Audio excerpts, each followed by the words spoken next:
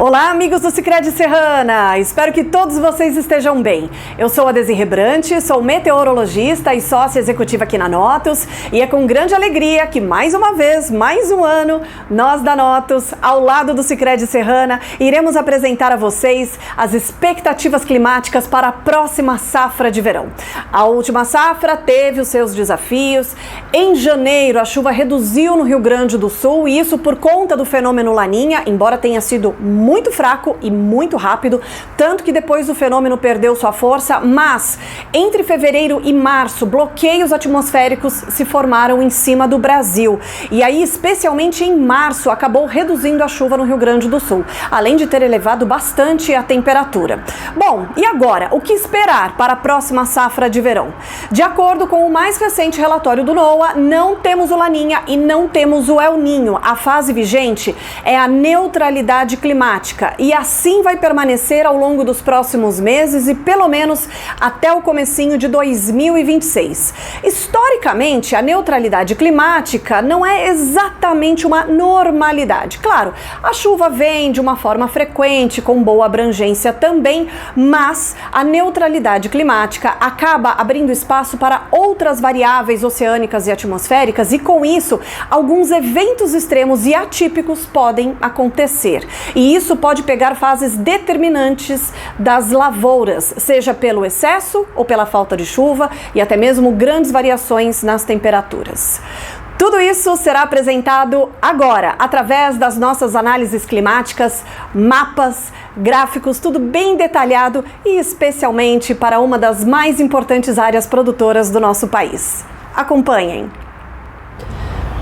Agora, confiram a previsão climática para a próxima safra de verão para todo o Brasil, e é claro que com o devido destaque para as áreas de Veranópolis, Vila Flores, Fagundes Varela e Cotiporã. Mas antes da previsão, vamos ver como é que foi a última safra de verão em relação ao clima.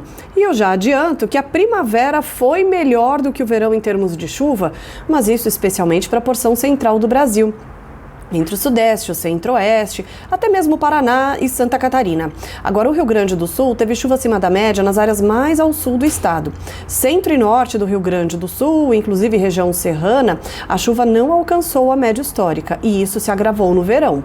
Em janeiro, embora tenha sido fraco e rápido, tivemos o Laninha, que trouxe irregularidade, e além disso, entre fevereiro e março, tivemos a formação de bloqueios atmosféricos que reduziram as chuvas no centro e sul do Brasil.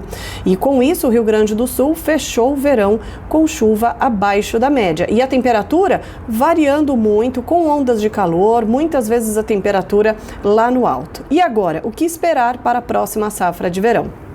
De acordo com o último relatório do NOAA, a neutralidade climática é a fase vigente. O Oceano Pacífico, ele é o maior oceano da Terra, por isso que olhamos muito para o Pacífico. Se ele esquenta ou se ele esfria, isso acaba interferindo no comportamento climático de uma forma global. E o Pacífico, neste momento, apresenta padrões de neutralidade, ou seja, sem Laninha e sem o El Ninho. E de acordo com o NOAA, a neutralidade, que é a fase vigente, vai permanecer ao longo dos próximos meses até o comecinho de 2026. A chance de El Ninho é a menor entre os cenários possíveis, como a gente observa aqui nesse gráfico com as probabilidades.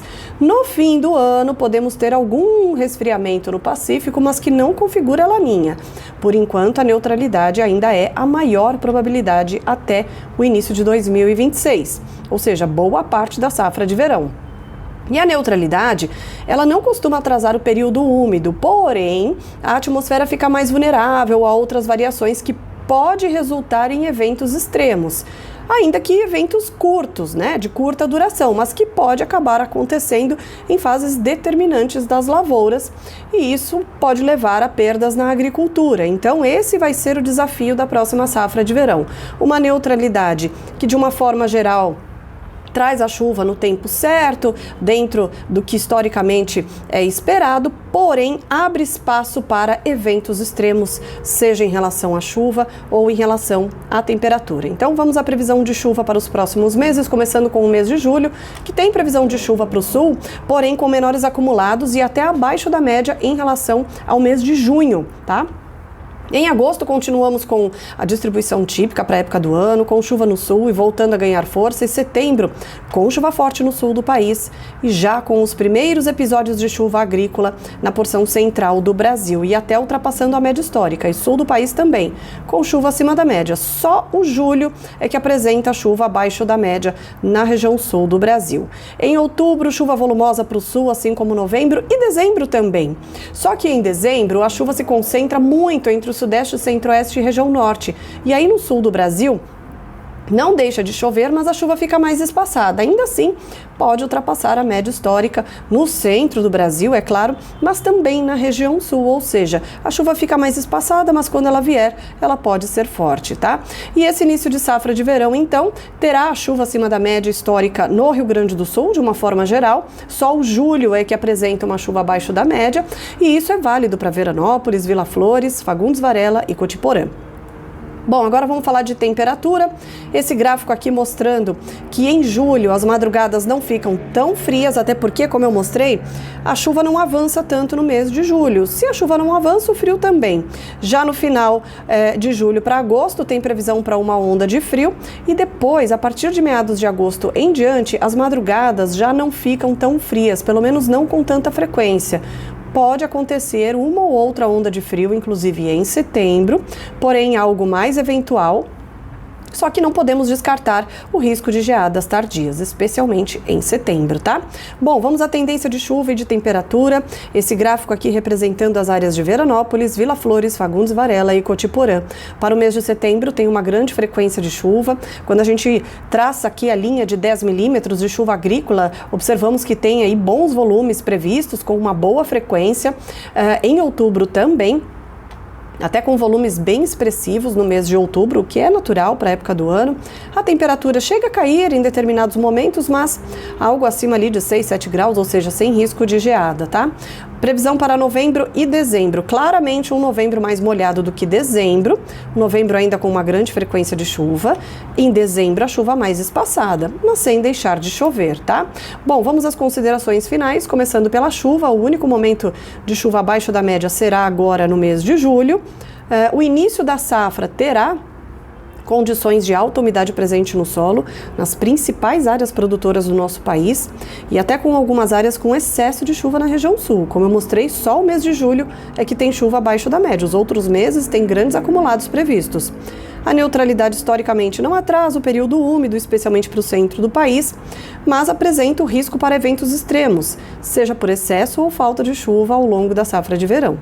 Em relação à temperatura, elas seguem mais baixas em relação ao ano passado. Só que o frio já começa a perder força a partir do final do mês de agosto e, eventualmente, pode ocorrer alguma onda de frio no mês de setembro.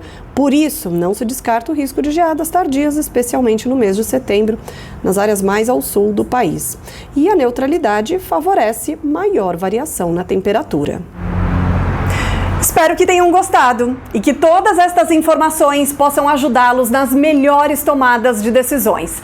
Desejo a todos vocês uma excelente safra, um forte abraço e até a próxima!